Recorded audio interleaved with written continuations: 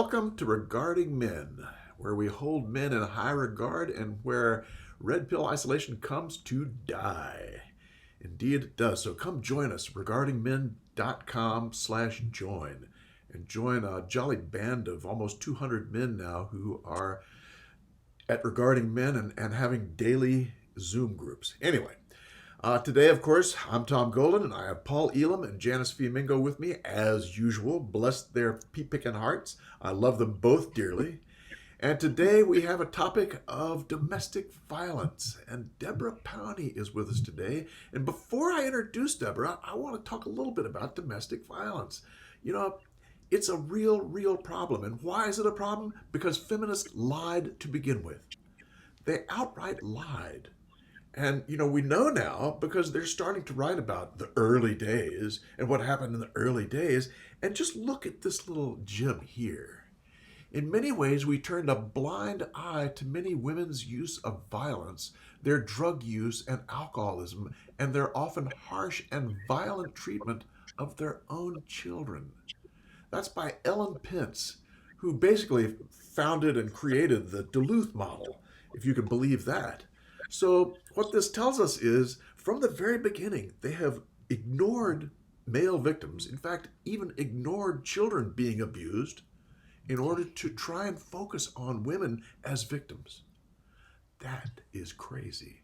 And that is what has taken researchers now years and years to try and battle back and figure out what the heck's really going on. Are there such a thing as male victims? And that's where Deborah Powney comes in. She did a survey. The last survey she did, she was hoping to get like 300 people, 300 men to come and take the survey, right? It was about domestic violence.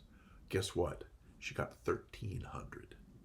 And the research is fascinating. We'll leave you a link. You can find out more and more about that as we go along. But now Deborah's going to take a different approach. She's going to look at coercive behavior and how it affects men. And I've seen this over and over again. As a therapist working with men for years, I saw it over and over, the way women would attack men. A lot of times it wasn't just by hitting them. A lot of times it was attacking their identity. It was trying to coerce them with things like sex. It was trying to coerce them with things like violence, like throwing things, not at him maybe, all kinds of things. And Deborah's latest survey is really going to have at trying to help us understand what that's all about. And Deborah is a fascinating combination. She is a PhD candidate and is a researcher, and B, a victim of domestic violence, and C, of course, a woman. So she's a really interesting blend. And Deborah, welcome today, and thank you for joining us.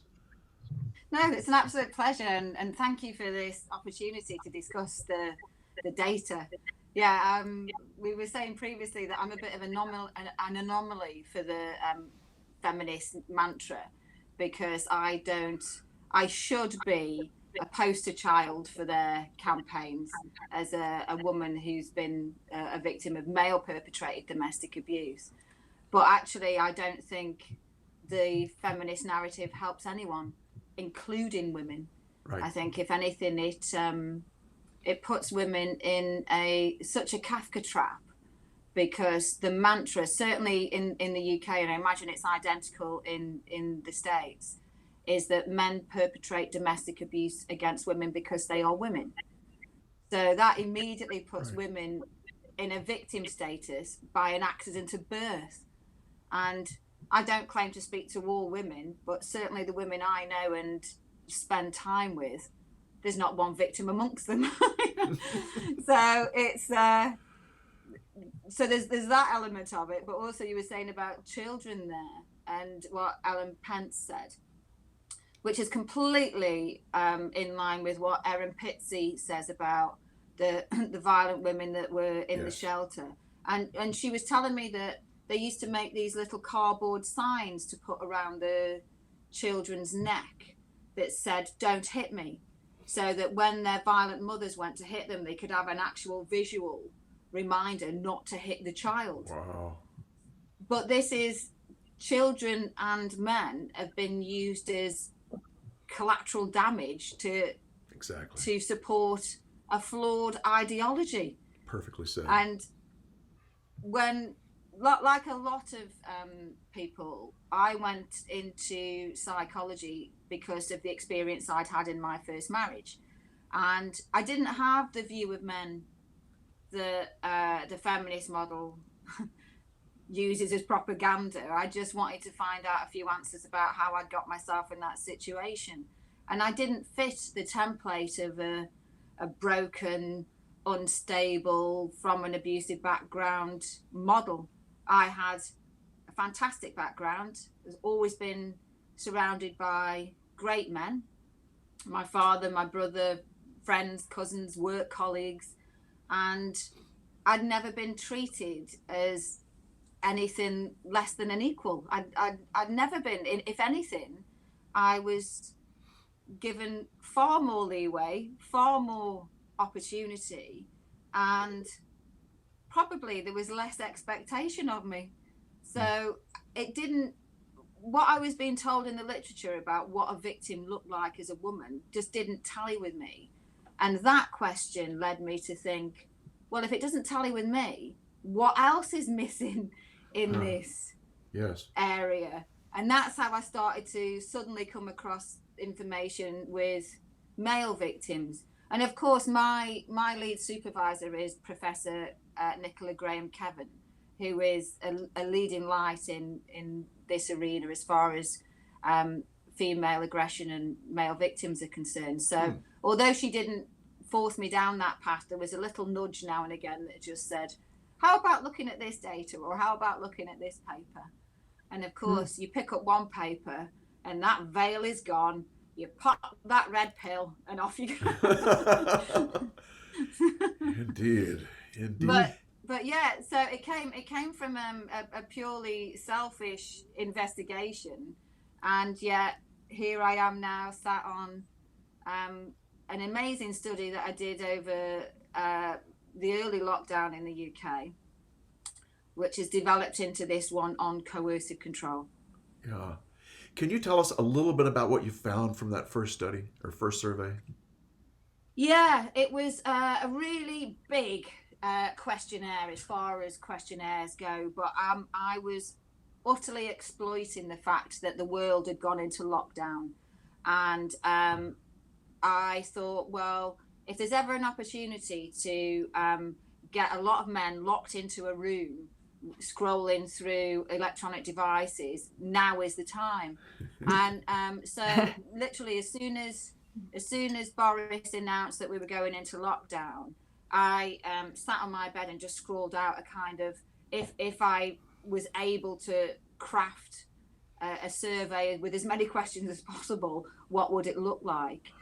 And then put that in through our ethics as soon as I could. And of course, that bounces back and forth a couple of times, but they were absolutely amazing considering that the universities had gone into lockdown and everything else.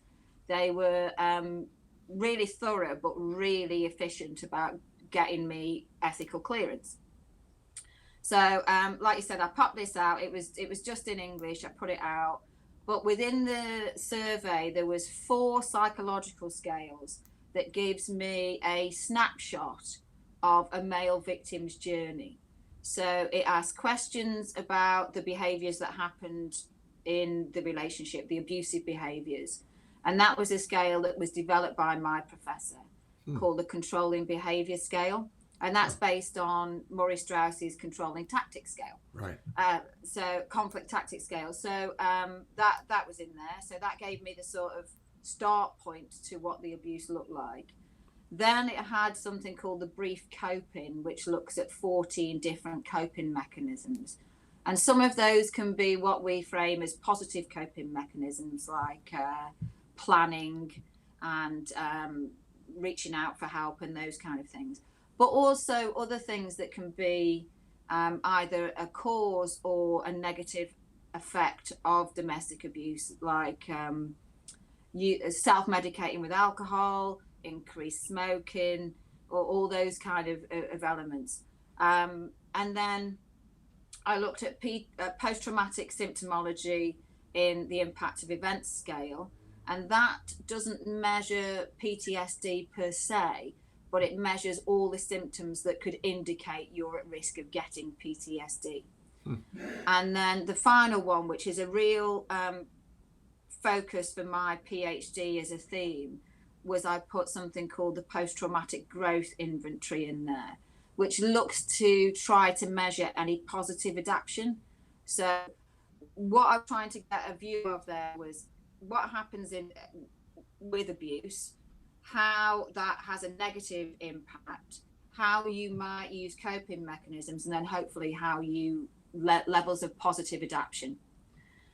But also, and this, oh, sorry, go on, Tom. I was just going to say, you got me on pins and needles. What did you find? Well, the literature, previous literature, which is completely dominated by the feminist narrative, has a number of myths. And that was, although those 4 scales were massive, that was only one part of a huge more questions. But in and of itself, that one of the myths that we're used to hearing from feminists, if they admit that men can be victims, is that men don't feel the same negative effects as women, you know, and it's that same old mantra as women most affected. So we're used to seeing that narrative. However, so that, and literally that's why I wanted to test the negative effects on men.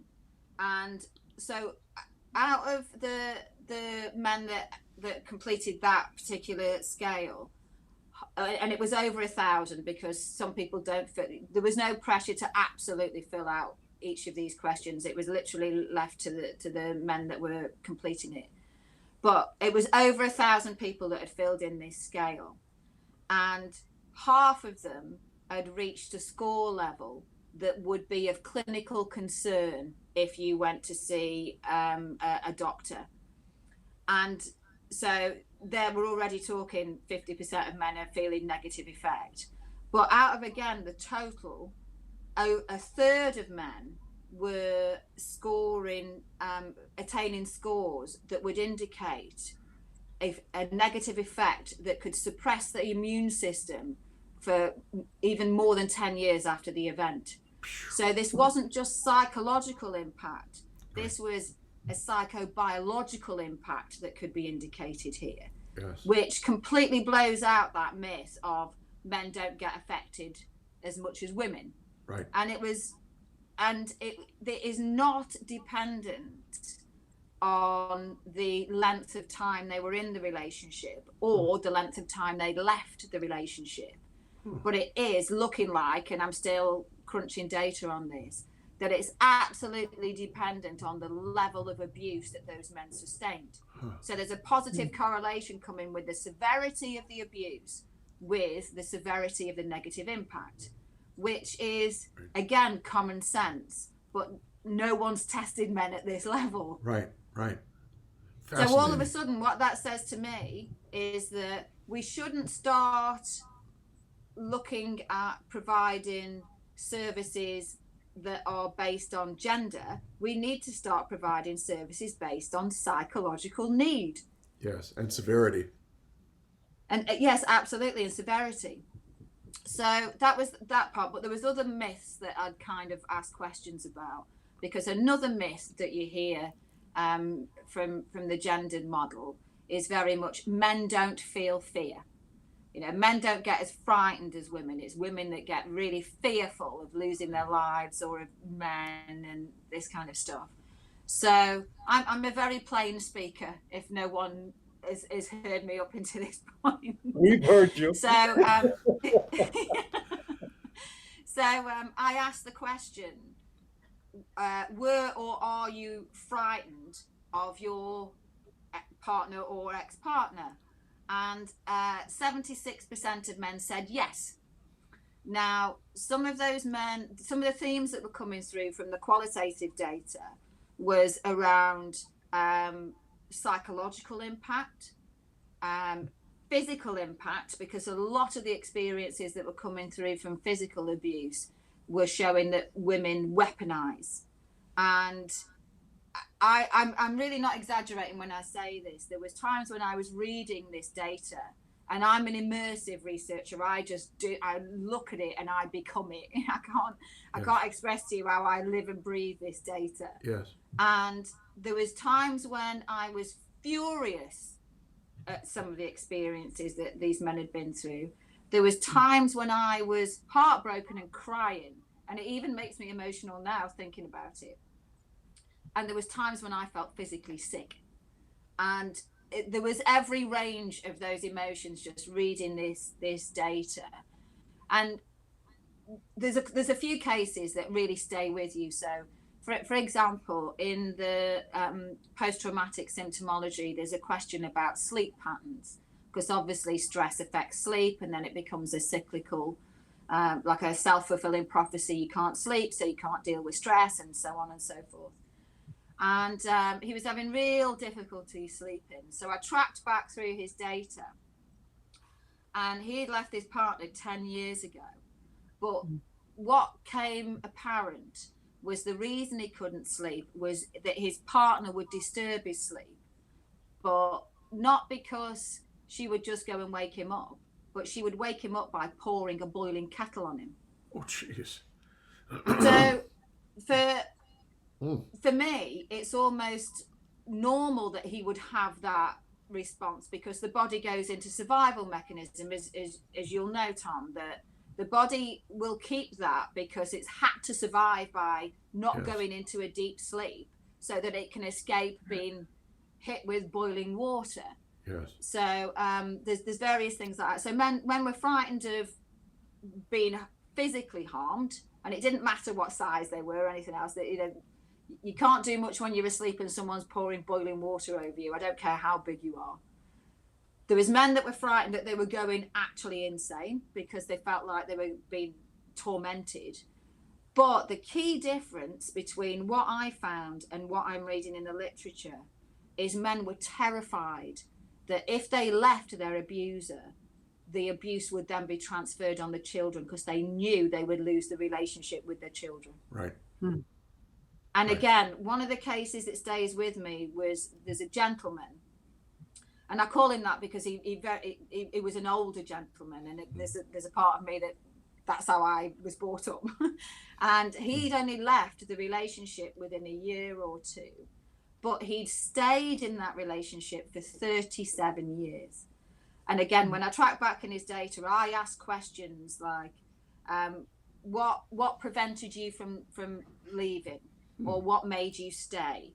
And what he said was, he had to wait until his youngest daughter had left home, and she'd recently got married and left home, and she was safe and stable. And then he was able to leave because he knew that his abusive wife couldn't then rain that terror onto the children. Right.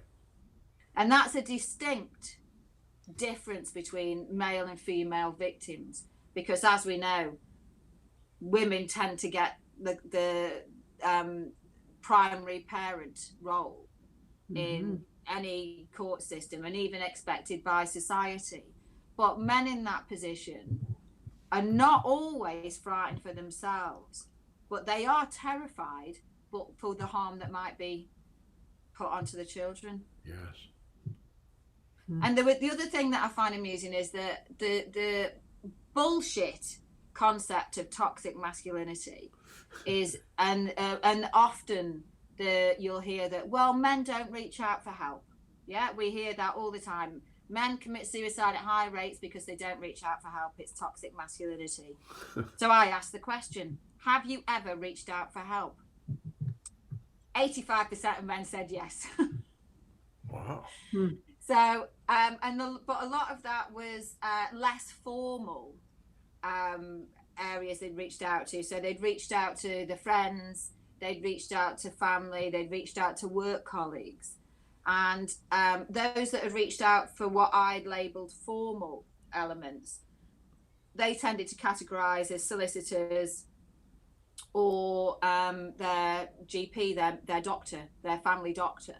They hadn't reached out to a domestic abuse shelter because they didn't. And I asked why not? And they said, well, who's going to believe us? There's nothing there for us. No one cares about us. Right. But then I asked the question of those that had said no, they hadn't reached out. And again, when I said to them, why haven't you? They said, well, and there's phrases that you can feel the emotion in that are very simple, but you can absolutely feel it, where men were saying, I'm 6'1", so who's going to believe I'm abused? Right. But from the qualitative data that came through was a lot of coercive control. And that's, again, in the UK, that became law in December 2015. And I think Australia are just debating this now, whether to have a coercive control law. And part of that previous survey, 212 men from Australia had answered that.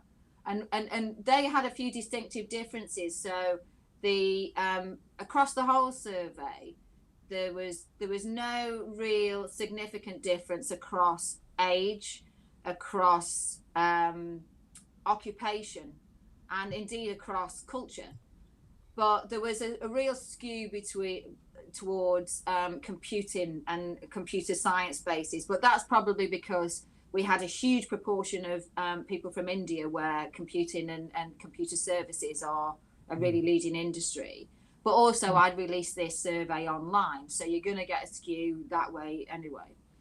But in Australia, the occupation that got the most amount of Australian participants was construction. And again, that does not fit the narrative that, you know, these brickies and these what they call tradies in Australia are reaching out and answering a female researcher's questions and being really open and honest. So, but again, it was all there was a huge amount of physical violence, don't get me wrong, but the coercive violence that came through led me to start thinking, let's go back through the literature again and see what you can find, Debs. And there isn't much pre the sort of 2010 onto 2015. And then, of course, when it became law, there's a little bit of a flourish of research. And guess what? It's all on female victims of coercive control. No. With a lot of assumptions that says women are disproportionately affected by this without asking any men the question. Yeah. So,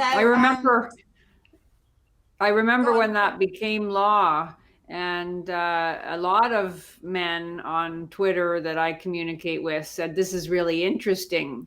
And this may mean that the narrative will shift because men know that women practice a lot of coercive control. You could even say that's the primary MO of a lot of abusive women. So some men were somewhat hopeful at that time that the idea of coercive control would put domestic violence in a slightly different light and would allow male victims' voices to be heard. And I was very skeptical at the time, because I don't see that, just because the definition has changed, that feminist attitudes about all men always being perpetrators and all women always being innocent victims is going to change. And I don't suppose it has. But yeah, I'd be interested in hearing how feminists have responded to the idea of coercive control and what it's meant in the UK for that, to have that law.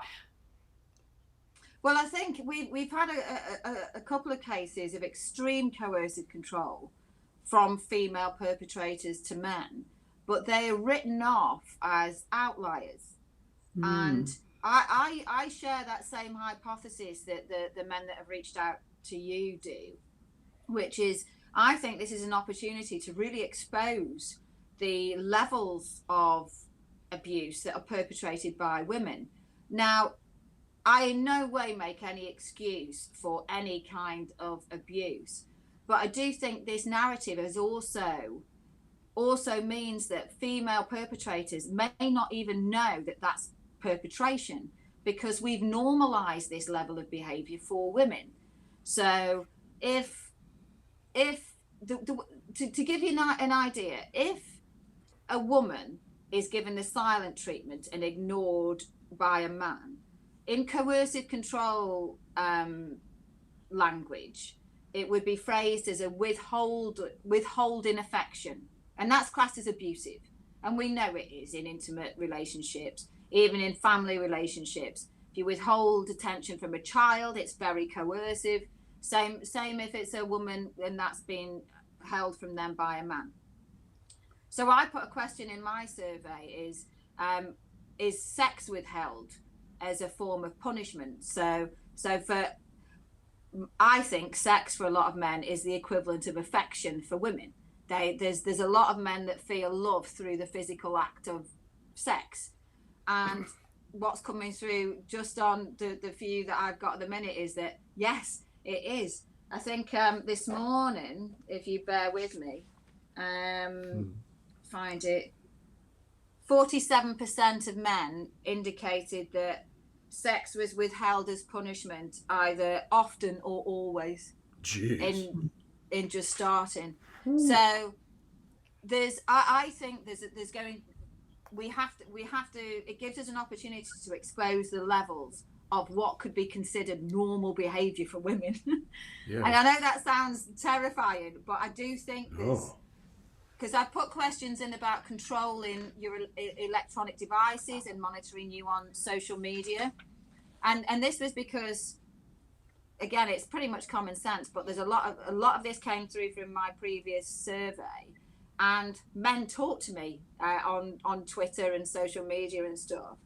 So let me find out. Monitoring your social media feed as of this morning, 51% said often or always. Wow. So there's stopping you going out with friends and family, 56%. Often or always. You know, there's some controlling who you see, 63%.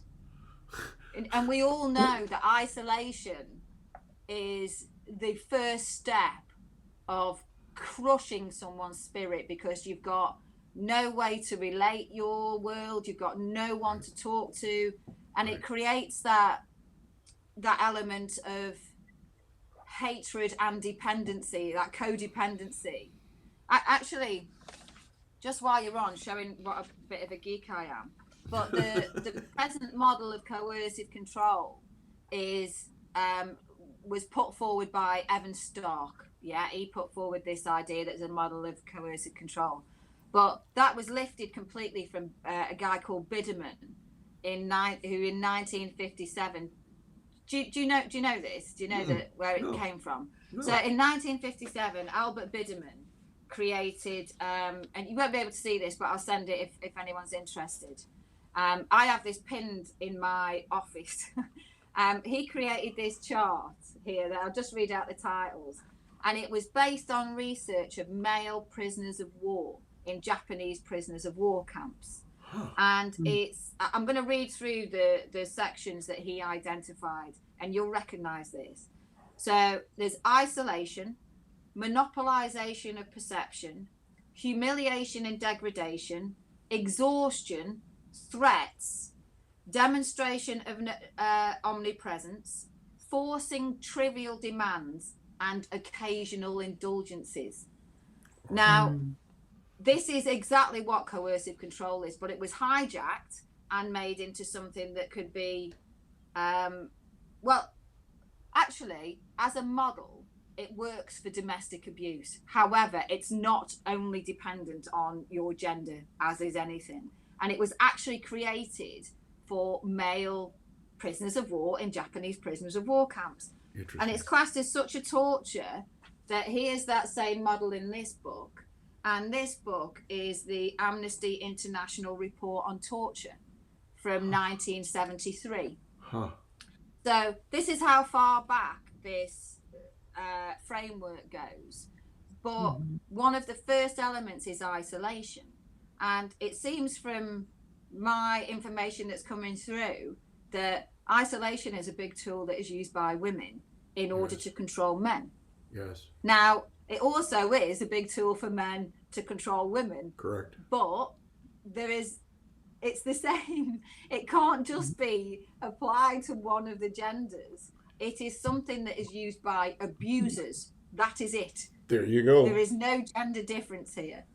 Amen. Deborah, I think there's also a problem, isn't there, in just sort of sorting out and recognizing some of this behavior based on the sex of the alleged perpetrator. I know, for instance, for many years working in residential treatment centers for alcoholism and drug abuse, we would get families in, the male would be the identified problem, the drinker.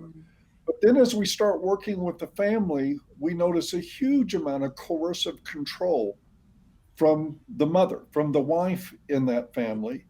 And in many cases, unfortunately, the treatment team would become an extension of her control over him.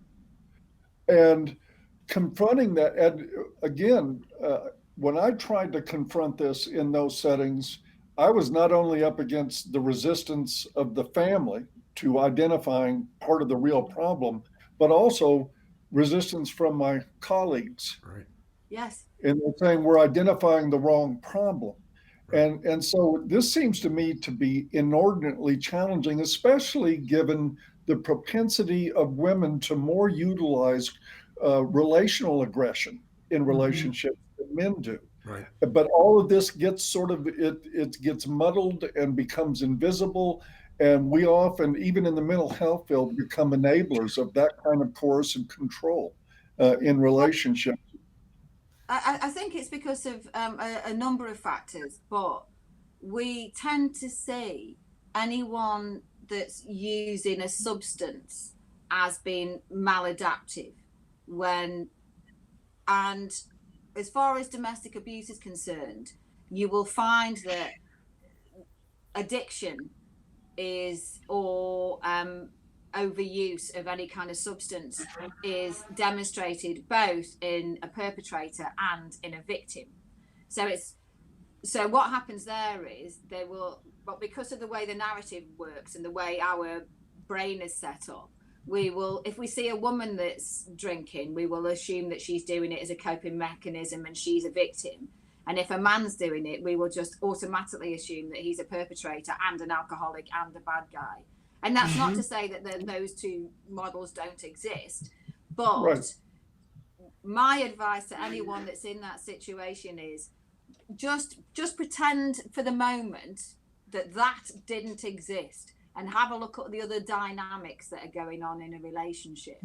Who's doing what? Who's speaking the most? Who's taking more of the control of the situation? And control doesn't mean overtly saying to someone, tell me exactly what's going on, or I will tell you what's going on.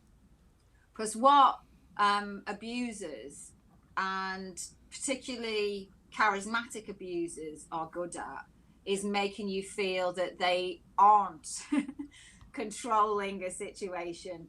And I know that, and I'll use you as an example, Paul. If you and I went somewhere and you were asking for help and I was asking for help, and I'm 5'1" and quite small, and I can do that kind of, please help me, I'm a damsel in distress, I'm likely to get people listening to me and doing what I want far more than you are, because you represent a challenge to them where I don't in physical terms. And evolution tells us that that's what we do. We have a gamma bias. But I think when you're treating people, there needs to be training that's put in place that says, we have a gamma bias and you need to be aware of this. This isn't the unconscious bias that we're hearing all the crap about at the minute. This is actually a built-in evolutionary bias that we know about. It's quite obvious. But the other thing is that women know this as well, and we know how to exploit it. And I've said this time and time again. I know in my home, I can dictate the mood of my house in a click. It is seriously, I can walk in the door, and if I'm in a mood and the house is a mess and blah blah blah, literally my family will scurry around trying to make it great for me until I go, oh, sorry guys, it's not you, I've had a shitty day, blah blah blah, all the rest of it.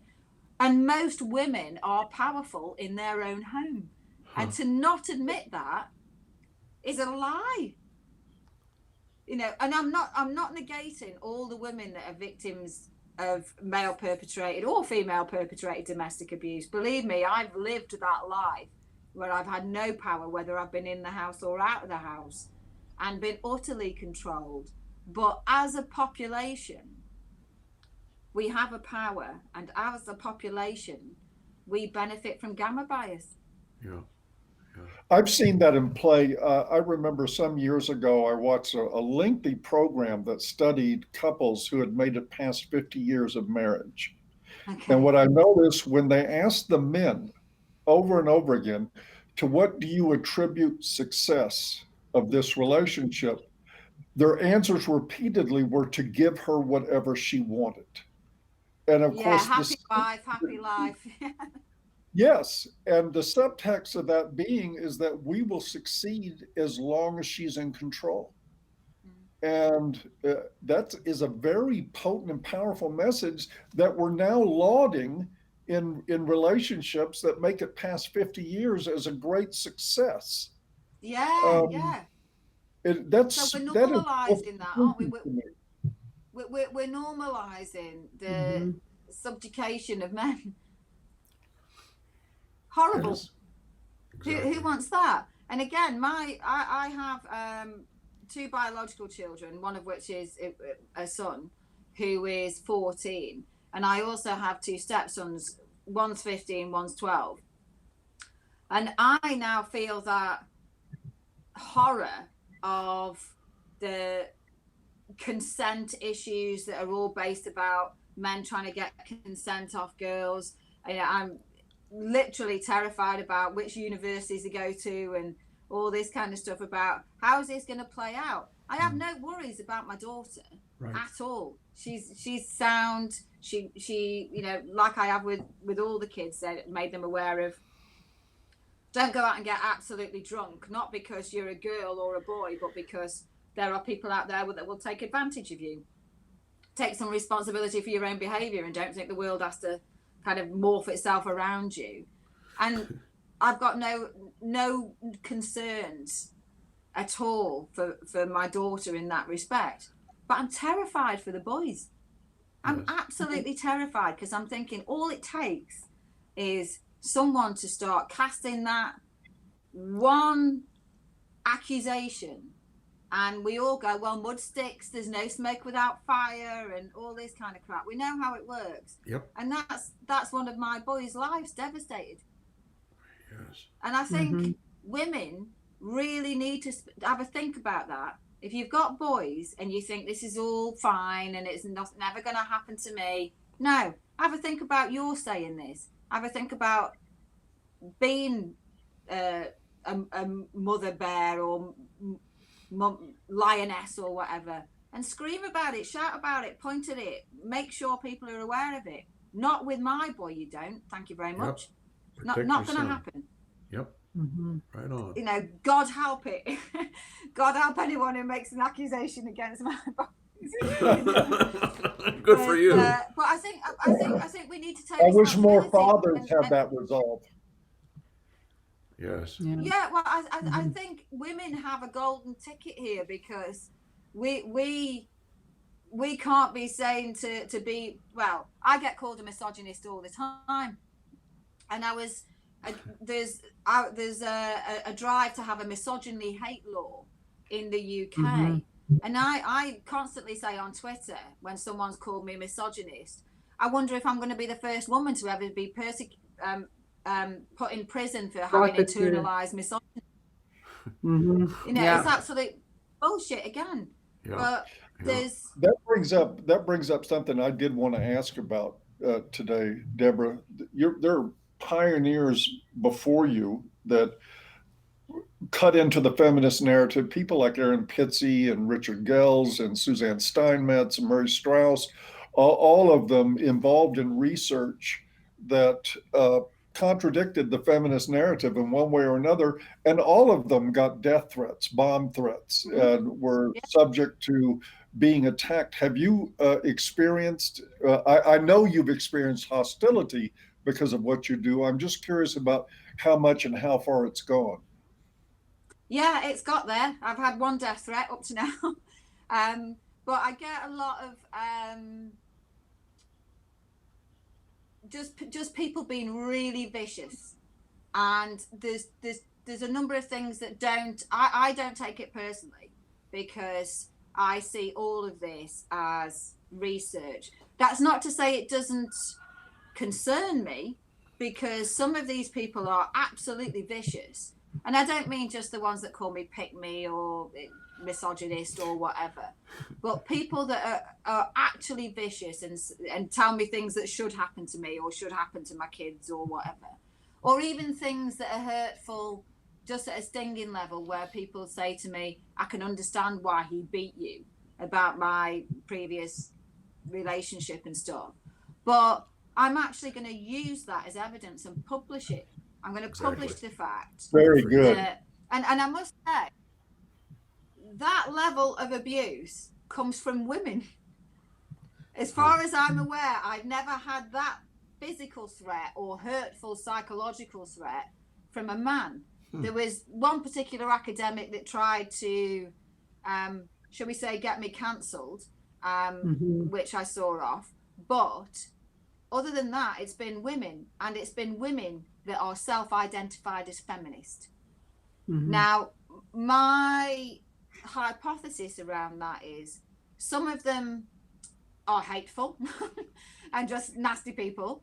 Some of them may well be perpetrators, or at least have been involved in bi-directional perpetration of abuse. And some of them have been brainwashed, and they are brainwashed at such a level, and I've come along and not only shaken their worldview about what's been presented to them, but I've also highlighted that those people that have been giving them this information have lied. So they've been betrayed as well. Right. But they're attacking me because I'm the person that's just launched this on them. And just like you do when you pick your kids up from school and they've been well behaved all day, and then when they hit you, you get all the bad behavior because they can release that and you're a safe bet. Yes. I'm getting that level of reaction because I'm the person that's suddenly gone, and here's a nice red pill for you to swallow. So they don't go down easy sometimes. Yeah, I was going to say, don't choke. No, it takes a while. But there's things like people saying, I can understand why he did that to you, or people saying to me, you don't sound like a victim, which again just highlights to me that they've got this view of what a victim should sound like. And I ask the question, so what does a victim sound like? And then they can't answer that question, and they just call me other names. But that's good.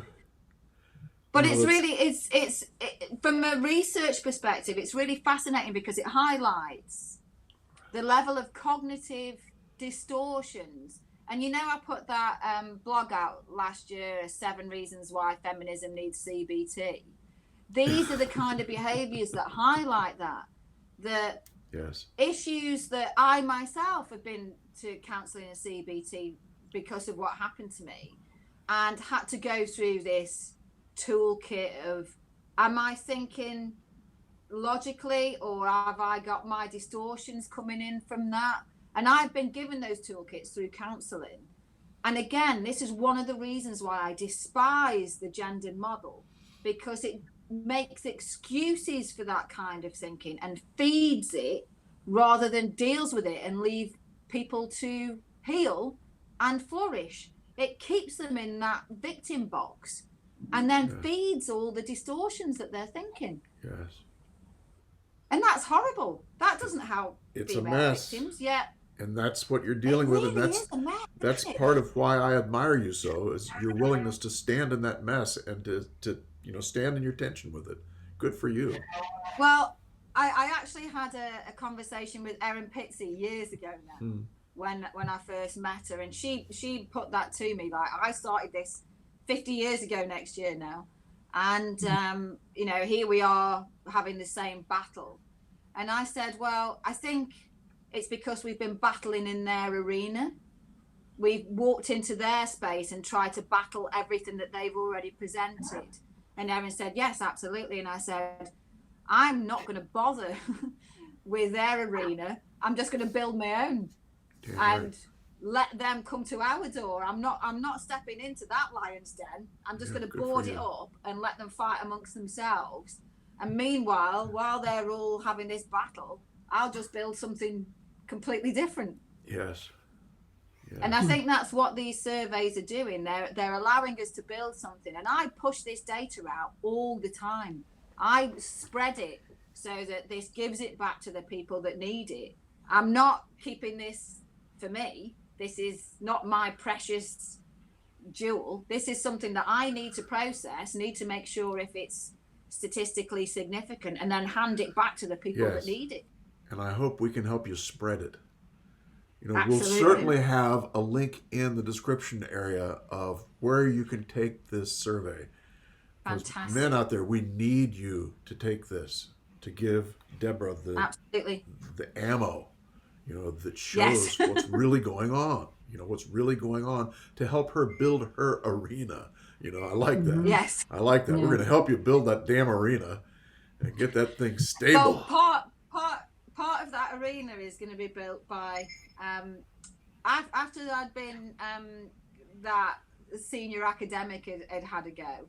I actually went on to an interview with Bettina Arndt in Australia, who's an advocate for men out there. Yes. And as a consequence of that interview, a private backer came forward and asked me what I needed to do a survey. And I said, I'm about to do another survey. I was literally, myself and Nikki were pulling this coercive control one together. I said, but what I do need is a decent website that I can put on all the relevant data. I can put on videos of people that are victims, frontline service providers, academics, politicians, and literally where everyone can go to take a look at this data and take that data with them to present to their teams and to train with other people and stuff. And we're doing it. Do you know the URL? You know the domain name? But it's not. I bought the URL, so I want it to be. In a previous life, before I got back in psychology, I did sales and marketing. So I wanted it to be so simple that it became part of the vernacular. It became part of normal language. So I bought the domain name, the Male Victim Study, and that's going to be it. Nice. Excellent. So if there's any interested web developers out there that would like to assist in a project like that, we will very much appreciate your reaching out to us so that we can get with Deborah. This is information that must get out there and stay out there for years to come. And of course, you know, like all the other great research, and there has been some really good research done in the past, the effort from the feminist establishment will be to bury it and to discredit Deborah and to do all the nasty things they're used to doing with research that doesn't fit their narrative. But guess what? The internet is the great equalizer. We can have that stuff out there and we can pass it along to people for years and years to come. We just need a home for it. So web developers, time for some service work. Absolutely. And the other thing I've done, and hopefully Nikki will come on board when she can as well, is I've committed to repeating this every 2 years. And it's the survey will be organic in as much as the feedback that I get from the data in the surveys and the feedback from people saying, have you thought of this question, or could you translate it into this language, or could you do this, will help this survey develop. But every 2 years we will repeat this and get new data out there, build on this foundation so that we end up having a system and arena that is so large and so distributed through the internet that you're going to get challenged. So you might as well come and use our resource if you're doing domestic abuse services, because I want it to become so well known that if you produce a bit of data and you want a policy to change on it, and you haven't included men, I want the challenge back to that person to be, have you referenced the male victim study? And if not, why not? There you go. Absolutely. And we get to that point where we get so big and it's so simple. There's nothing complicated about this. Yes, I do all the analysis in the back room, as it were, but all the stories that go out there on the front of this website need to be easily understood and easily digested, and more importantly, easily utilized. Yes, Absolutely. indeed. Are So we I about think we there? just we arm everybody with this data.